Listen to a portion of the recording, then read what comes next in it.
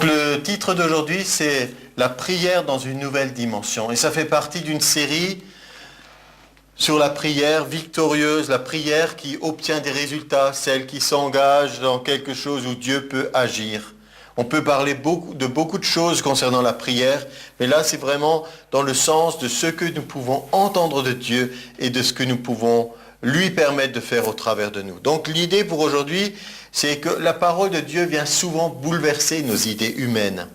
Et lorsque nous comprenons que nous sommes limités, parce qu'on a des besoins, parce qu'on a des difficultés qu'on rencontre, mais que le Saint-Esprit veut être notre aide, quand on réalise ça, alors on peut pénétrer dans un domaine où la réponse de Dieu, elle n'est pas comme certains le disent. Dieu dit, des fois il dit oui, des fois il dit non, des fois il dit attends, et on trouve toutes sortes d'explications pourquoi nos prières des fois ne sont pas exaucées. Mais moi je voudrais qu'on puisse aller dans un domaine où nos prières seraient oui de la part de Dieu. Et serait amen, oui qu'il en soit ainsi, et qu'on ait l'approbation de Dieu, et qu'on voit la manifestation, le résultat de nos prières. C'est possible. Donc, beaucoup de personnes prient que ta volonté soit faite. Mais est-ce qu'ils recherchent vraiment quelle peut être cette volonté? Je crois que c'est ça qui est déjà important. D'autres passent de longs moments dans des monologues. Ils expliquent à Dieu leur situation comme s'ils ne la connaissaient pas. On n'a pas besoin de passer. Des fois, on a l'impression que ça nous fait du bien, ça soulage de parler nos soucis, nos inquiétudes, nos problèmes. Mais au bout d'un moment, il faut que ça cesse. Surtout quand on vient à Dieu, on n'a pas besoin de lui détailler. Il connaît tout de nous. Certains pensent que Dieu nous teste pour savoir comment on va réagir. Mais non, mais pourquoi il le ferait? Il nous connaît, il sait à l'avance quelles peuvent être nos réactions. S'il y en a un qui nous teste, j'ai encore eu l'occasion de dire ce matin, s'il y en a un qui nous teste, c'est le diable. Il veut voir quelles sont nos réactions par rapport à certaines choses qu'il fait dans notre vie. Si dès qu'on a une contrariété, tout de suite on est découragé et déçu, et dit je peux facilement l'avoir. Dès que je fais ceci, alors il s'arrête, il ne fait plus rien. Donc il veut nous tester, mais Dieu non, il n'a pas besoin. Donc on n'a pas besoin de passer tout le temps à lui expliquer plein de choses. Alors certains essayent par la suite, toujours dans ces monologues, comme je les appelle, ils essayent de le convaincre. Donne-moi ceci, fais cela pour moi, etc. Mais ça non plus, ce n'est pas la peine. Et des fois, quand ils ont fini leur prière, ils disent « Et que ta volonté soit faite ». Donc, ou si c'est ta volonté. Et ça conclut tout, et ça fait comme une marque de soumission et d'humilité, mais en réalité, ce n'est pas réellement ça. Parce que si on veut vraiment être humble et être soumis à Dieu, on va chercher sa volonté. On va chercher dans sa parole qu'est-ce qu'il veut pour nous. Donc cette description peut vous paraître un peu dure et caricaturale, mais je n'ai pas d'autre objectif que de vous montrer qu'il y a une dimension spirituelle qui est très peu explorée, mais qui pourtant est une réalité. Alors moi je vous invite à me suivre dans ce nouveau monde. C'est le Saint-Esprit qui est notre guide. Il va nous montrer que dans ce monde inexploré par beaucoup, il y a une découverte que nous pouvons faire, c'est de prier dans les lieux célestes. Peut-être ça paraît mystique ou bizarre, mais en réalité c'est là que nous sommes appelés à prier. D'accord? Nulle part ailleurs. Nous sommes justement dans une dimension de nouvelle alliance. Quand nous lisons certains passages de la Bible, comme le psaume par exemple qui dit « Je lève les montagnes, les yeux vers les montagnes, d'où me viendra le secours ?» C'est très joli, mais c'est quelque chose qui est imagé du passé. Dieu s'est révélé sur le mont Sinaï. Pour eux, Dieu était quelque part sur la montagne, c'était un lieu élevé, un lieu éloigné, où on allait rencontrer Dieu. Mais notre Dieu, il est partout. Même les ennemis d'Israël, on voit ça dans l'Ancien Testament, à un moment donné, ils ont dit, leur Dieu est un Dieu de montagne. Mais si on arrive à attirer leur armée dans la plaine, alors là, on va les vaincre avec nos chars, on va gagner. Donc cette image est restée. Mais notre Dieu, il est au-delà de ça. Alors certains sont encore dans cette image de l'Ancien Testament. Nous sommes là sur terre. Dieu est là-haut quelque part, très loin. Je lève les yeux vers les montagnes, en fait, je lève les yeux vers le ciel et j'attends du secours qui vienne d'en haut. Et maintenant, avec la nouvelle alliance, la nouvelle naissance, nous arrivons dans le royaume de Dieu et on a une perspective qui est complètement différente. C'est pour ça que j'ai dit en introduction que Dieu vient bouleverser nos idées humaines. Tout à coup, nous ne sommes plus de pauvres pécheurs sauvés par la grâce, attendant que Dieu veuille bien verser quelque chose du haut du ciel sur nous, mais nous sommes maintenant des êtres célestes, nous sommes nés et créés à l'image de Dieu, nous arrivons dans sa famille, Christ nous a emmenés avec lui, il nous a assis avec lui dans les lieux célestes, et c'est de là que certaines choses se passent dans l'esprit. Donc le premier point important pour nous, c'est que si nous avons besoin de prier, c'est qu'il y a un besoin, c'est qu'il y a quelque chose qui manque dans notre vie, c'est que nous nous rendons compte que nous avons des limites. Alors, premier point, c'est il y a du secours pour nos besoins. Chacun a des besoins. Alors, je ne vais pas essayer de faire la liste maintenant de tous les besoins humains qui peuvent exister. Vous les connaissez mieux que moi, ce qui est votre besoin. Alors, que faire? Déjà, prenez le temps, pendant que je parle aussi, vous avez peut-être quelque chose qui sur votre cœur, un besoin urgent ou un besoin pressant. Quelque chose, je n'ai pas besoin de vous expliquer longtemps. C'est les choses qui nous empêchent de dormir, les choses qu'on pense le soir juste avant de se coucher, qui sont tout de suite là au réveil, et quelque chose qui nous poursuit parce qu'on a toujours peut-être ce problème, cette confrontation, ce défi. Donc, c'est une réalité. Alors, nous avons déjà parlé de la prière dans certains domaines. Je vais simplement vous rappeler Matthieu 6, versets 7 et suivants. En priant, ne multipliez pas de vaines paroles, comme les païens qui s'imaginent qu'à force de paroles, ils seront exaucés. Ne leur ressemblez pas, car votre Père sait de quoi vous avez besoin. Notez bien, il sait. D'accord? Avant que vous le lui demandiez. Voici donc comment vous devez prier. Notre Père qui est dans les cieux, que ton nom soit sanctifié, que ton règne vienne, que ta volonté soit faite sur la terre comme au ciel. Donne-nous aujourd'hui notre pain quotidien. Donc donne-nous, ça veut dire demander. Il le sait, mais il veut qu'on demande. Ok? Donc, l'autre passage très souvent utilisé dernièrement en parlant de la prière, c'est Philippiens 4,6. Ne vous inquiétez de rien. Cette fois-ci, je ne parle pas spécialement des inquiétudes, mais en toute chose, tout le monde dit en toute chose, faites connaître vos besoins. Faites-vous connaître vos besoins. Nous réalisons, et c'est pas pour maintenant regarder tout le temps à nous, oh pauvre moi, et tout ce qui me manque, et tout ce que je n'ai pas. Et c'est simplement de dire, évaluons d'une manière juste, qu'est-ce qu'il y a que je n'arrive pas moi-même à réaliser, à faire? Quelle est la chose que humainement je ne suis pas capable de surmonter?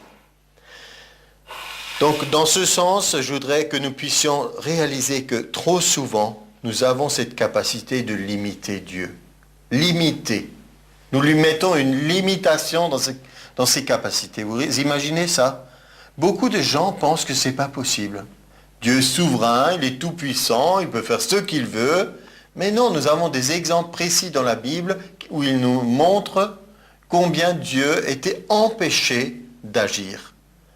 Le fameux exemple, c'est Jésus, même dans sa propre ville, ils ne l'ont pas reconnu comme prophète, comme homme de Dieu. Ils ont dit, oh c'est Jésus, on le connaît, il a grandi chez nous. Et à cause de ça, à cause de leur incrédulité, il nous est dit, il n'a pas pu faire beaucoup de miracles à cet endroit-là. Et donc on a aussi pas mal de passages dans le psaume 78, verset 19. C'est un psaume qui rappelle un peu toutes les choses que Dieu a fait pour son peuple d'Israël et en même temps un certain nombre de choses où ils ont désobéi, où ils se sont rebellés et une des versions dit « Ils limitèrent le sein d'Israël ».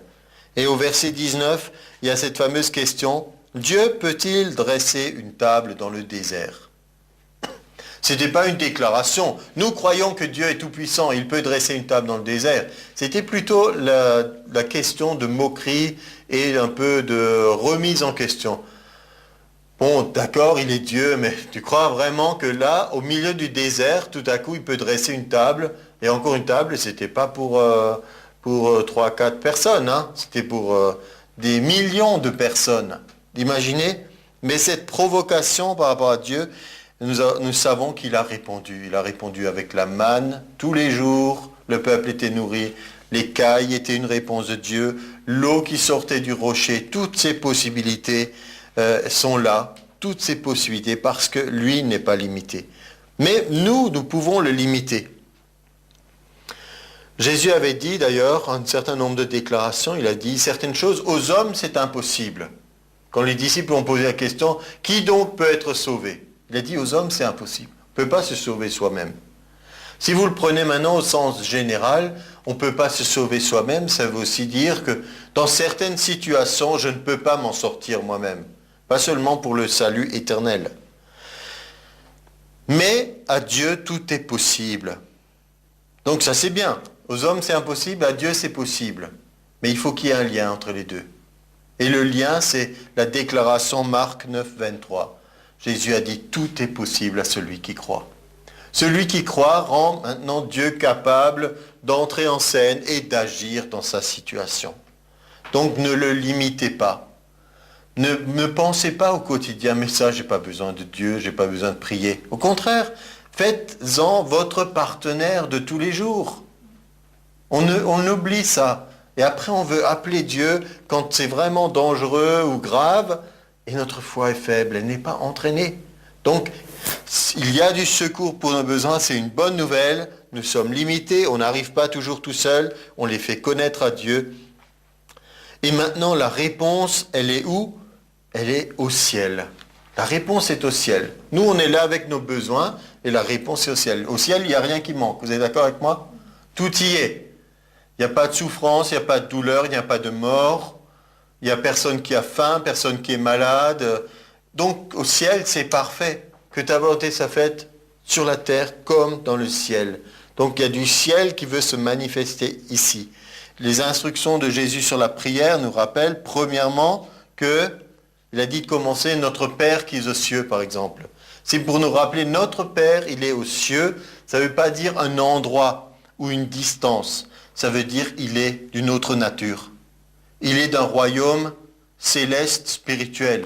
Les cieux, ce n'est pas le cosmos. Que quelque part, si on pouvait le localiser sur une planète, on dirait, voilà, ça y est, maintenant on sait où il est. Non, les cieux, ça veut dire il est dans une autre dimension, la dimension de l'esprit. Notre Père qui est aux cieux. Donc, ça nous rappelle que premièrement, Dieu est esprit. Vous vous rappelez peut-être aussi de ces passages où la Samaritaine, dans Jean 4, elle essaie de discuter avec Jésus. Encore ces histoires elle dit, nos pères ont adoré sur cette montagne, vous vous dites qu'il faut aller à Jérusalem. Et Jésus lui dit, non, c'est pas ni sur cette montagne ni à Jérusalem. Ce que vous allez réaliser, c'est que Dieu est esprit. Et qu'il faut que ceux qui l'adorent en esprit et en vérité. En esprit et en vérité. Dieu est esprit. Donc c'est dans l'esprit que nous voulons le rencontrer.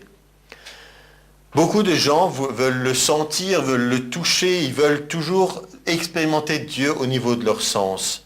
Si Dieu vous bénit par quoi que ce soit qui se manifeste au niveau de votre corps, une guérison, une sensation, de l'onction, je ne sais, toutes ces choses sont agréables, mais les choses les plus importantes, c'est d'avoir cette connexion au niveau de l'esprit. Dieu est esprit. Il faut que vous puissiez communiquer et communier avec lui au niveau de votre esprit. De passer à un stade où des choses physiques seraient de nouveau le summum de la spiritualité, serait en fait inverse par rapport à ce que Jésus est en train de dire ici. Comprenez ce que je veux dire? Si seulement je pouvais le voir, si seulement je pouvais le toucher, si seulement il était là. Toutes ces questions nous montrent qu'on n'a pas encore réalisé en esprit ce que Jésus avait dit. Qu'il vous est avantageux que je m'en aille. Si je ne m'en vais pas, le Saint-Esprit ne viendra pas. Pour les disciples, c'était difficile d'imaginer qu'on puisse avoir quelque chose de mieux que la présence de Jésus dans notre groupe. Et il était en train de leur enseigner que le Saint-Esprit il est avantageux pour eux que ce soit lui qui vienne. Donc, notre prière doit être au ciel. Et le ciel est, et ça c'est la bonne nouvelle, il est accessible. Le ciel n'est pas fermé. On n'est plus dans l'Ancien Testament où des fois il disait le ciel est fermé. Ah Seigneur, si tu déchirais les cieux. Mais le ciel est ouvert. Jean 1, 51, c'est ce que Jésus déclarait tout de suite au début de l'évangile de Jean. Il disait, je voyais maintenant les cieux ouverts, les anges de Dieu monter et descendre. Et il faisait directement référence à l'échelle de Jacob. Vous le réalisez ça? Est-ce que vous le vivez dans votre vie, cette expérience de l'échelle de Jacob? Parce que l'échelle de Jacob, symboliquement, ça veut dire il y a un passage entre le ciel et la terre. Les anges sont les serviteurs, sont ceux qui apportent. Ils apportent le message, apportent le secours. Et ils font des allées et venues entre le ciel et la terre. Et on voit cette dimension du ciel qui est ouvert. Si le ciel n'est pas ouvert pour vous, c'est juste à cause de votre intelligence qui n'est pas encore renouvelée, que vous avez une façon encore trop humaine de voir les choses. Mais ouvrez votre esprit pour voir que réellement le voile a été déchiré. C'est l'autre idée. Le lieu très saint n'était pas accessible. Et nous le savons si bien maintenant. On dit oui, on le sait, le voile est déchiré. Réalisez ce que ça veut dire pour nous. Ce n'est pas pour les Juifs que le voile est déchiré. Pour eux, ils pensent encore que le voile est fermé. Mais la Bible nous dit dans 2 Corinthiens 5, il me semble, ou 3, elle dit qu'en Christ, le voile est ôté. Le voile est déchiré en Christ. Alors allons prier là où se trouve le trône de la grâce. Puisque Hébreux 4, 16 nous dit « Approchons-nous donc avec assurance du trône de la grâce, afin d'obtenir miséricorde, de trouver grâce pour être secourus dans nos besoins. » Ce verset, on l'a aussi utilisé souvent, mais chaque élément est important. Approchons-nous. Pour s'approcher, il faut croire qu'on peut s'approcher. Avec assurance, ça ne veut pas dire je traîne les pieds, je marmonne. Quelqu'un qui a de l'assurance, ça se voit dans son allure, dans sa façon de parler, dans sa façon d'être. Donc allez avec assurance auprès de Dieu. Si vous êtes chargé de sentiments de honte, de culpabilité, paralysé par la peur, les inquiétudes, vous n'êtes pas en train d'aller au trône de la grâce avec assurance. Il faut que vous sachiez, c'est le trône de la faveur de Dieu. C'est là que vous allez recevoir. Vous êtes le bienvenu à cet endroit. Vous n'avez pas besoin de trouver d'excuses, puisque je vous ai dit qu'il vous connaît. N'essayez pas de paraître quelque chose que vous n'êtes pas. Peut-être... dans le monde, on dit qu'il faut savoir se vendre. C'est assez intéressant comme terme. Quand on veut paraître quelque chose, quand on veut un job par exemple, on vient à un entretien d'embauche, il faut paraître, avoir la meilleure image de soi qu'on peut donner. Mais qu'est-ce qu'on est réellement? Avec Dieu, tout ça, ça ne marche pas. Il veut que vous soyez tel que vous êtes, mais alors avec aussi... on peut dire les bagages que vous avez. Vous savez que vous êtes le bienvenu. Vous savez qu'il veut vous aider et vous avez de l'assurance parce que vous savez qui vous êtes en Christ. Donc, il y a du secours pour nos besoins. Il est au ciel, ce secours, et c'est là que nous pouvons aller pour prier. Il faut qu'on apprenne donc à prier dans le ciel. Deuxième point, c'est le Saint-Esprit vient à notre aide. Je vous ai dit qu'il y a des besoins, on en a parlé, on a dit qu'on va ne pas les détailler, vous avez vous-même, vous pouvez à la maison prendre un papier et faire la liste de vos besoins. Ça serait peut-être intéressant. On fait bien la liste de nos courses quand on veut acheter quelque chose. Si on faisait une fois la liste de nos besoins, on la présente à Dieu et ensuite avec l'aide du Saint-Esprit, on regarde ce que lui pense de notre liste. Parce que nous, on croit savoir ce qui est bon pour nous et on peut faire cette prière. Comme une liste de courses, on va au marché, au magasin, et on a besoin. Seigneur, donne-moi ceci, donne-moi cela, etc. Mais que dit la parole de Dieu? La parole de Dieu dit Romains 8, 26. De même aussi, l'Esprit nous aide dans notre faiblesse, dans nos limites, car nous ne savons pas ce qu'il convient de demander dans nos prières.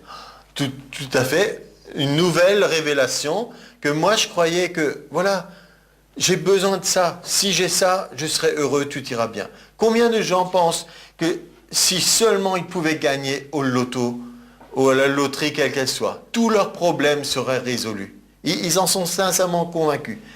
Bien sûr que ça nous aiderait peut-être d'avoir plus d'argent sur le compte en banque, mais en même temps, nous savons, par ce que nous voyons autour de nous, qu'il y a des gens qui sont très fortunés et qui sont tout aussi malheureux, désespérés, qui se suicident, qui n'ont pas de sens dans leur vie, etc. Donc il y a des choses où nous pourrions faire la liste des besoins et nous tromper complètement. Et là, il nous est dit, l'Esprit nous aide dans notre faiblesse. L'Esprit nous aide à réaliser. Et qu'est-ce qu'il fait ?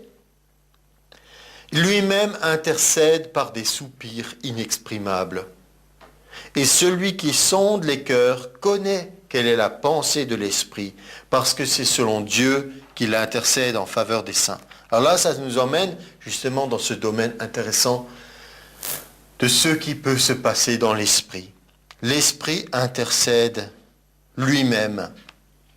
Lui-même, il intercède par des soupirs inexprimables. Si nous donnons l'occasion à Dieu d'agir en nous, il se passe des choses où nous devenons vraiment partenaires avec le Saint-Esprit pour aller dans des dimensions que nous n'avions jamais explorées jusqu'à présent et où justement il y a la réponse. Au bout d'un moment, on va se rendre compte que certains sujets qui nous préoccupaient, finalement, ne nous intéressent plus du tout. Et nous allons découvrir des nouvelles choses que nous n'avions même pas imaginées et qui sont pour nous maintenant des choses de valeur, des choses que nous désirons expérimenter. Vous vous rappelez que de toute façon, de tout ce que nous avons sur la terre, on ne va rien emmener. Hein? Tout va changer. On ne va pouvoir rien emmener. Et en un instant, toutes nos valeurs vont changer.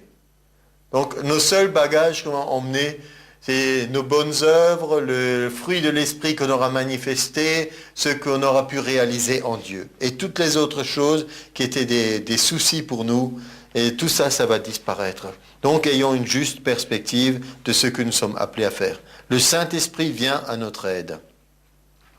Le Saint-Esprit est décrit aussi dans Jean 16. Jean 14 et Jean 16, Jésus parle beaucoup de l'Esprit. C'est dans la dernière semaine qu'il a passé avec ses disciples. Il leur a parlé de ce temps où il allait partir, quelqu'un d'autre viendrait, qu'il n'allait pas les laisser orphelins. Et donc dans Jean 16, verset 12, il dit la chose suivante. « J'ai encore beaucoup de choses à vous dire, mais vous ne pouvez pas les porter maintenant. » Beaucoup de choses. Vous aimeriez peut-être savoir beaucoup de choses. On dit, j'aimerais, Seigneur, parle-moi, dis-moi des choses que j'ignore. Et le Seigneur peut-être pourrait répondre la même chose. Je voudrais te dire beaucoup de choses, mais tu ne peux pas les comprendre, tu ne peux pas les réaliser, tu ne peux pas les porter. Tu t'es pas mis dans une situation. Porter, pensez à ce que nous sommes capables de porter. Quelqu'un qui fait de championnat en haltérophilie, il ne le fait pas du jour au lendemain. Il commence par des petits poids qui soulèvent régulièrement, et alors on augmente. Et spirituellement, c'est un peu la même chose. Certains veulent tout de suite des grandes choses de Dieu, et ils ne sont pas capables de gérer tout ce qu'il leur confie au quotidien. Et c'est en s'exerçant qu'on peut s'ouvrir à des choses de plus en plus intéressantes et profondes spirituellement. Mais il nous est dit, vous ne pouvez pas les porter maintenant. Mais quand le Consolateur sera venu, l'Esprit de vérité, il vous conduira dans toute la vérité. Car il ne parlera pas de lui-même, mais il dira tout ce qu'il aura entendu. Et il vous annoncera des choses à venir. Encore quelque chose qui nous tient à cœur. On aimerait savoir qu'est-ce que va devenir telle situation, telle personne, quel sera l'avenir, quelles seront les choses que nous pourrions avoir besoin de savoir. Eh bien, il nous est dit ici que le Saint-Esprit est quelqu'un qui nous annonce des choses à venir. C'est pourquoi, en tant que chrétiens, nous ne devons pas avoir accès ni aux devins astrologues et autres diseurs de bonne aventure, tirer les cartes et toutes ces choses, parce que tout cela est chargé au niveau occulte. Et Dieu nous dit, ce n'est pas ça qui doit être la source de votre connaissance, de votre information, parce que ça prend la place du Saint-Esprit. Et quand on se rappelle que du côté du diable, c'est un menteur et le père du mensonge, il va peut-être vous dire une part de vérité, en même temps il y aura des choses qui ne seront pas bonnes. Donc Dieu essaye de nous préserver de tout cela. Si on lui obéit, on peut avoir le Saint-Esprit qui nous annonce des choses à venir.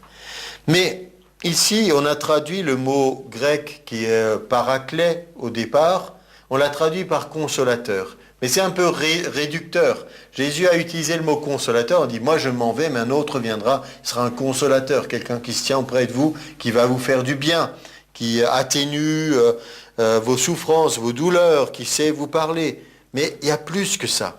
Le paraclet, c'est pas seulement le consolateur. C'est aussi, ça peut être traduit par guide, ça peut être traduit par avocat, celui qui nous fortifie, celui qui se tient près de nous, celui qui nous réconforte, celui qui nous secourt. Toutes ces choses sont comprises dans ce mot. Voilà tout ce que le Saint-Esprit veut faire quand il veut être votre aide. Dans quoi? Dans la prière. Si votre prière n'est qu'une prière humaine, vous n'allez pas atteindre grand-chose. Vous n'aurez pas beaucoup de satisfaction ni de victoire. Mais quelle aide nous avons en lui quand on réalise que le Saint-Esprit peut se tenir à nos côtés. Dans notre contexte aussi, ce qui est important, c'est de réaliser qu'il nous aide à prier, mais il ne prie pas à notre place. Il ne va pas le faire à notre place, mais il va le faire avec nous. Il veut être celui qui nous conduit. Ça me rappelle cette illustration qui avait été donnée par Rick Renner, où il parlait de visiter un musée. Il a dit, comme lui il habite à Moscou, les gens des fois qui vont le voir ou qui vont à Moscou, ils aiment bien aller avec lui dans visiter le musée. En fait, c'est aussi, il y a des choses magnifiques de la période. Je parle en tant qu'objet, de la période des tsars, avec les couronnes et les joyaux et tout ça.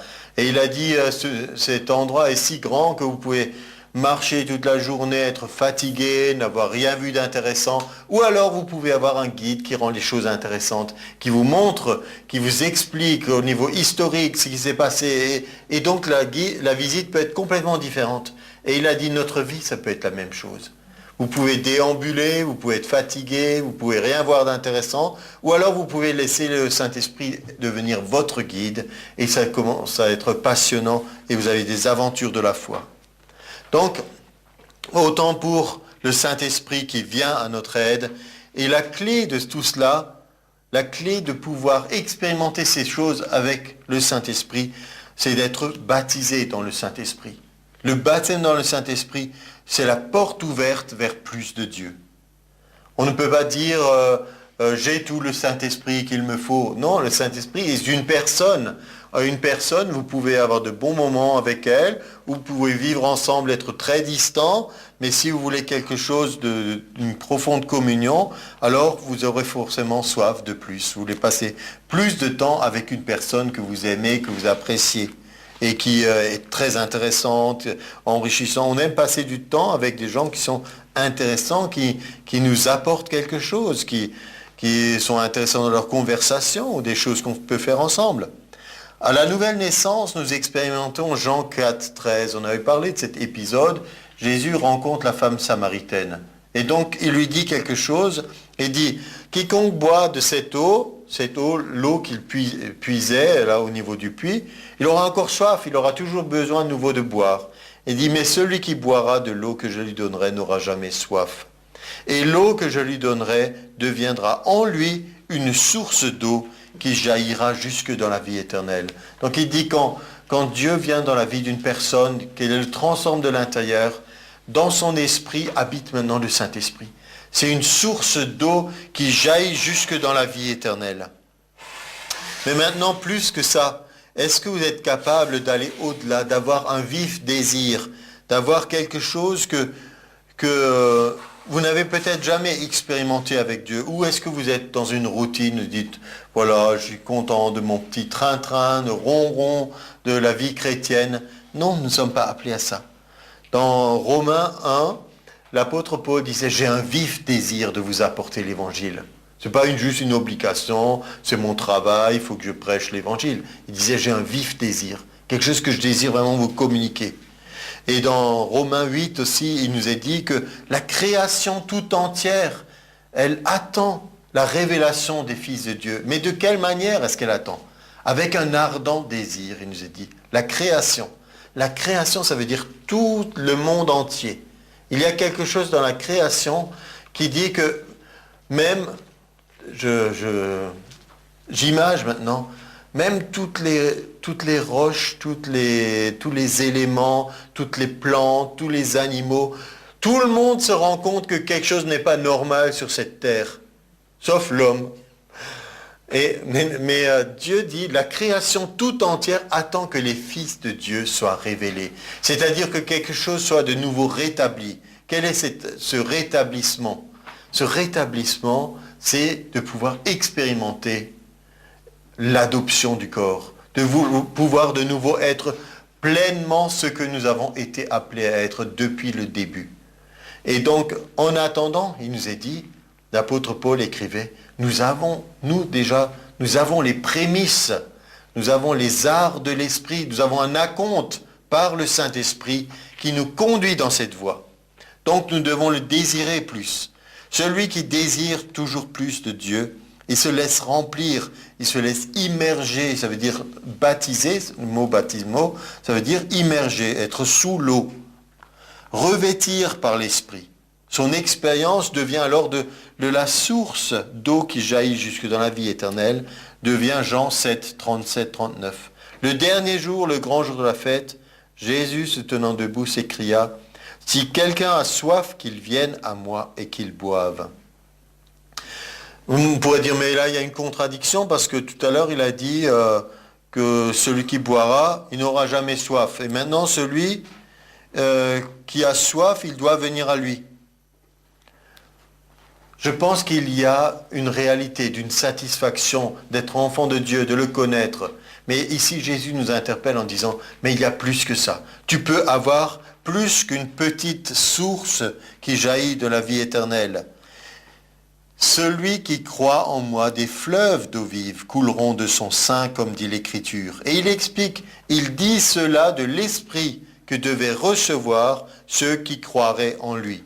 Et j'aime bien illustrer de la manière suivante. Si quelqu'un vient au pas de ma porte, ça ne veut pas dire forcément que je le reçois.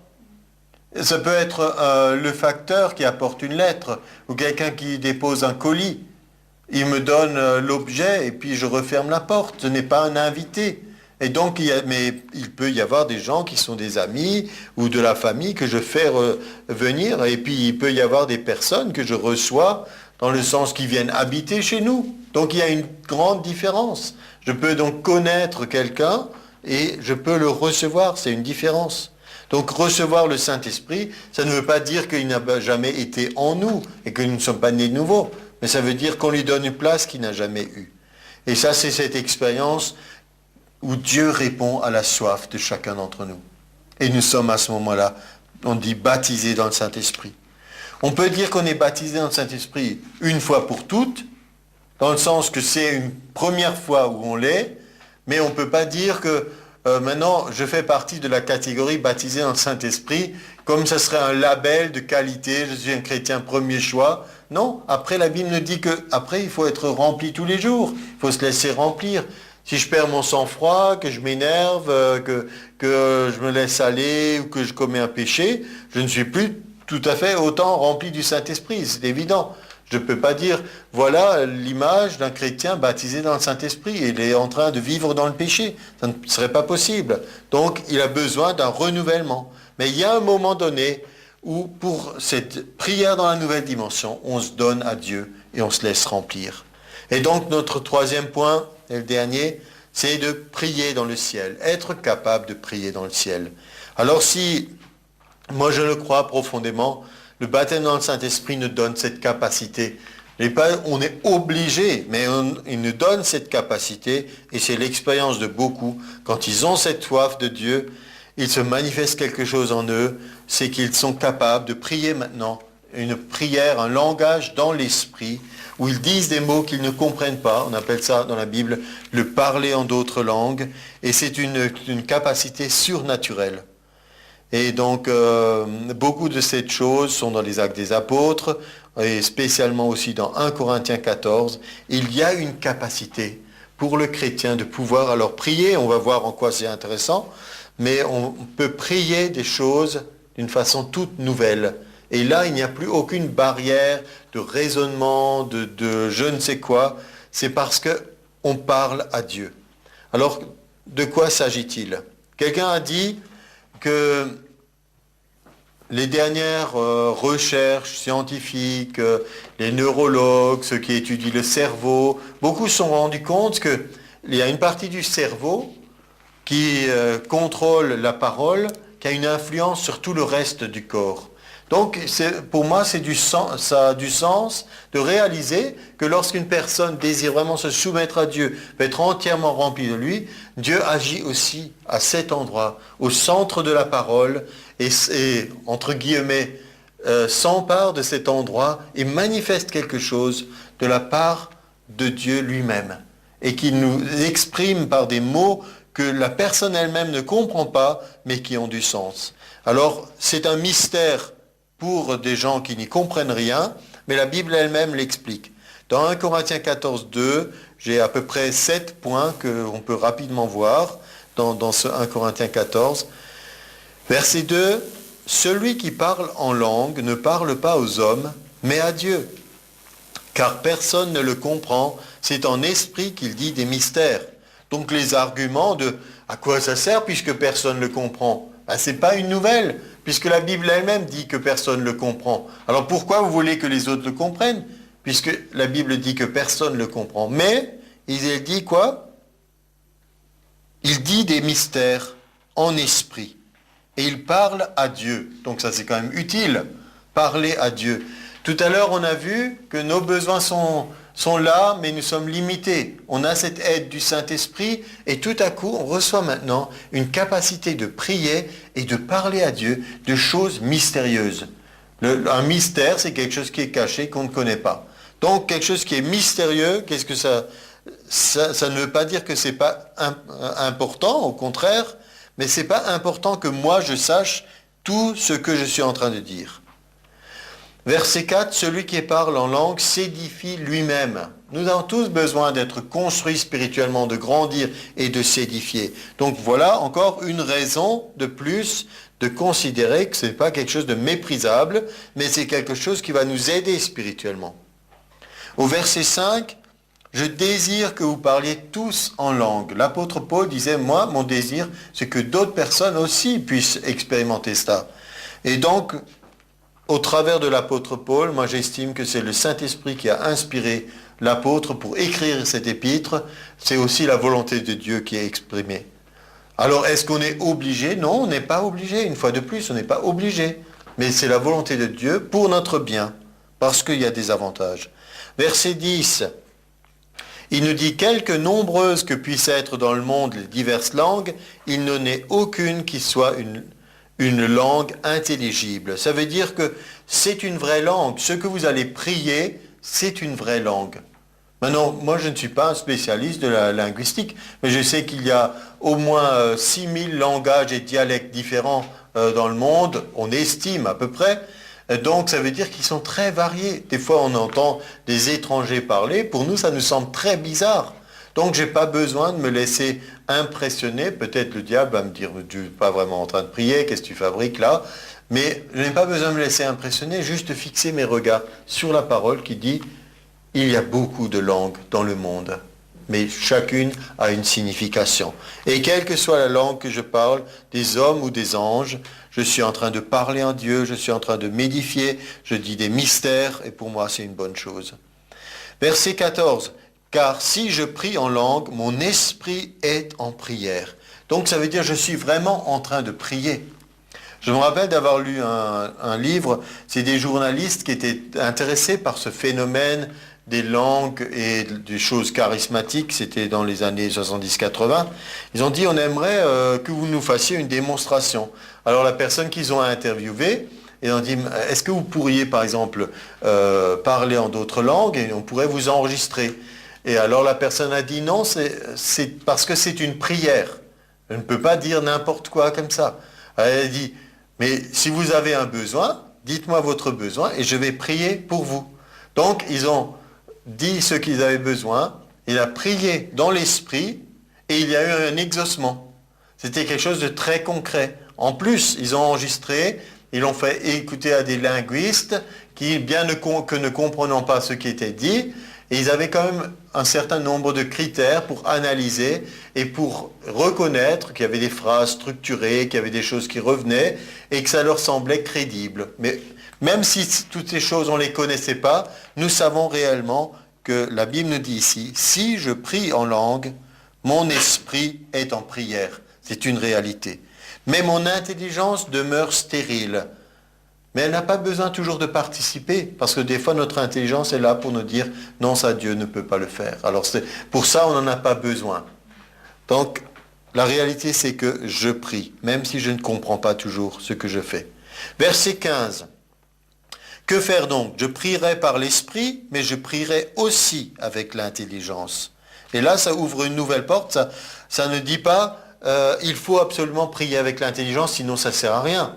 Ça veut dire que maintenant, je peux rentrer dans une dimension, je prie dans cette nouvelle dimension, dans le ciel même, dans l'esprit, je prie dans l'esprit, je ne comprends pas ce que je dis des mystères, et l'instant d'après, je prie en intelligence. Et vous savez que souvent, ce que je fais quand je prie dans l'intelligence, après avoir prié dans l'esprit, ça peut être une interprétation de ce que je viens de prier. Ça peut être aussi une prophétie suite à ce que je viens de prier et qui m'a quelque part, un terme moderne, boosté ou réveillé dans l'esprit, qui m'a amené plus loin. Donc, toutes ces choses on est capable de les expérimenter. Ça veut dire qu'on peut, parce qu'ailleurs il est dit que celui qui prie dans l'esprit doit aussi prier pour pouvoir interpréter.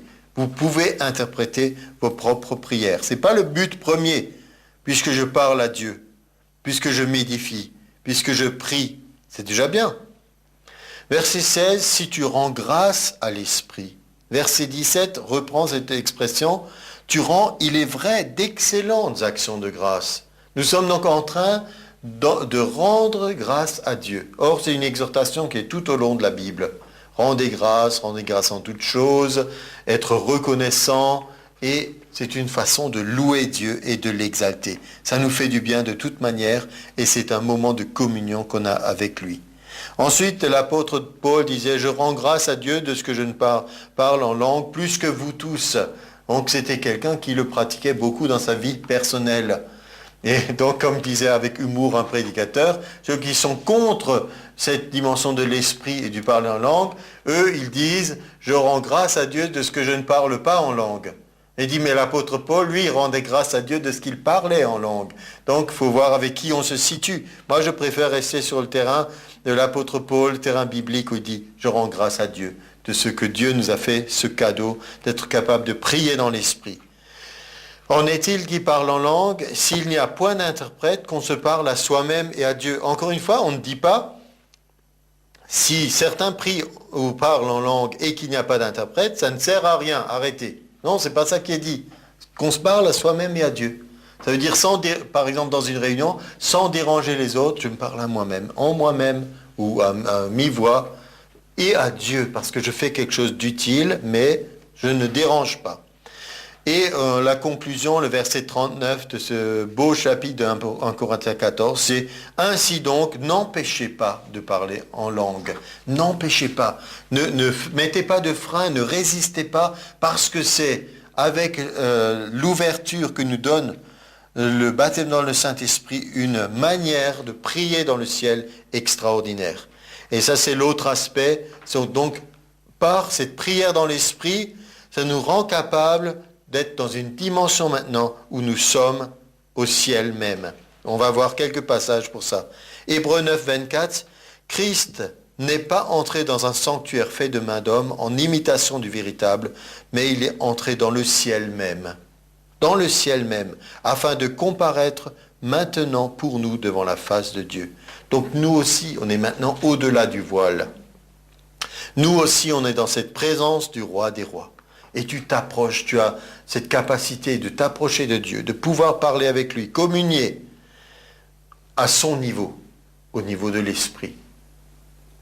Hébreux 6, 19, il dit que nous avons une espérance, et cette espérance, nous la possédons comme une ancre de l'âme, sûre et solide. Elle pénètre au-delà du voile, là où Jésus est entré pour nous comme précurseur, ayant été fait souverain sacrificateur pour toujours. Quelqu'un qui serait, comme la Bible dit, un homme du peuple ou un simple auditeur ou un incroyant qui ne comprend pas, écouterait notre discours de ce matin et il dirait, mais qu'est-ce que c'est que ça? Vous pensez que vous êtes au ciel? Mais oui, parce que comme un bateau peut être au-dessus de l'eau et l'encre en dessous, et qu'on ne voit pas forcément l'encre, mais qu'on en voit les effets c'est que le bateau, il est pas ballotté, il s'en va pas où on voudrait pas. De la même façon, nous sommes ici sur terre, mais nous avons par notre espérance quelque chose qui est ancré dans le ciel, de l'autre côté, et nous y sommes reliés. Et ça nous donne une stabilité ici-bas, et en même temps, ça nous permet d'avoir un accès au ciel. Nous sommes ancrés. Et nous pouvons prier alors dans l'esprit. On peut prier selon le psaume 4, 5, il nous est dit, parlez en vos cœurs sur votre couche. Quand vous êtes couché tranquille, vous parlez en votre cœur. Il est dit, et puis taisez-vous. Je vais vous parler du monologue. On ne doit pas avoir un monologue.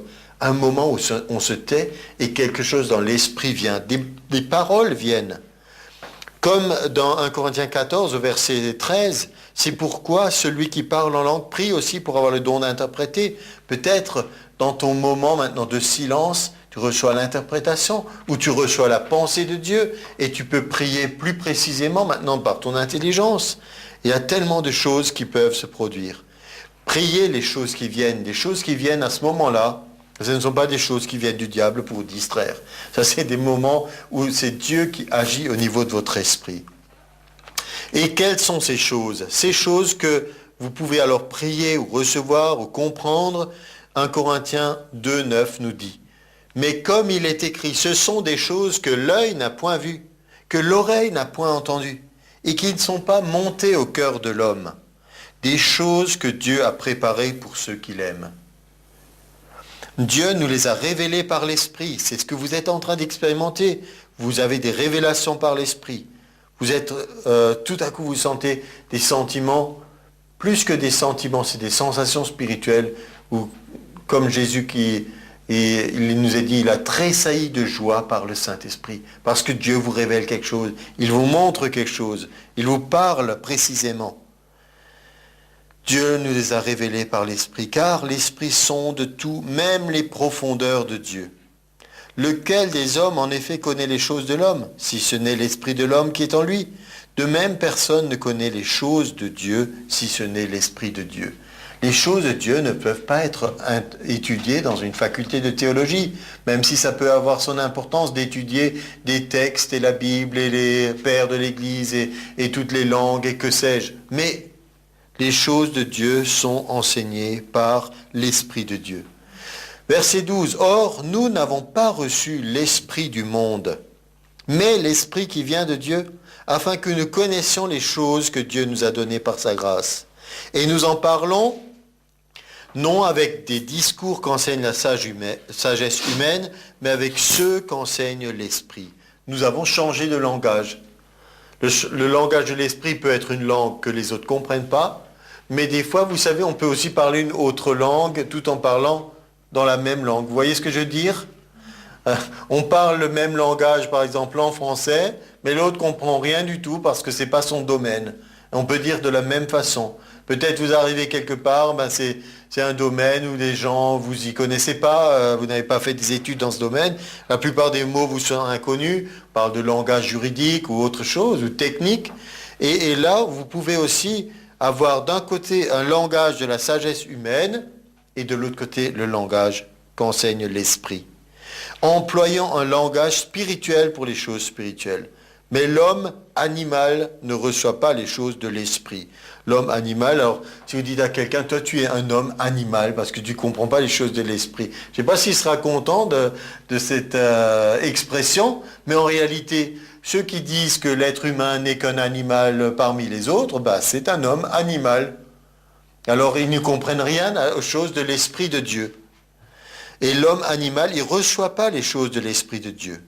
Car qui a connu la pensée du Seigneur pour l'instruire? Or, nous avons la pensée de Christ. Et voilà maintenant que nous qui ne savions pas, qui avons besoin, etc., nous terminons dans un état où nous avons la pensée de Christ. On sait ce que Dieu veut pour cette situation. On sait ce qu'il veut pour notre vie. On sait comment on peut prier par l'Esprit pour obtenir des résultats. Donc, Ma conclusion, c'est rappelle-toi que tu es un citoyen des cieux. Même si tu es ambassadeur et voyageur ici-bas, tu es quand même d'en haut. Et tes ressources sont en haut. Donc je vous propose une déclaration de foi à faire ensemble. Je suis assis avec Christ dans les lieux célestes. La référence c'est Éphésiens 2:6, pardon. Et aussi Éphésiens 1:3, on va le déclarer. Béni soit Dieu, le Père de notre Seigneur Jésus-Christ. Il nous a bénis de toutes sortes de bénédictions spirituelles dans les lieux célestes en Christ. En lui, Dieu nous a élus avant la fondation du monde, pour que nous soyons saints et irrépréhensibles devant lui. Il nous a prédestinés dans son amour à être ses enfants d'adoption par Jésus-Christ, selon le bon plaisir de sa volonté, à la louange de la gloire de sa grâce, qu'il nous a accordée en son bien-aimé.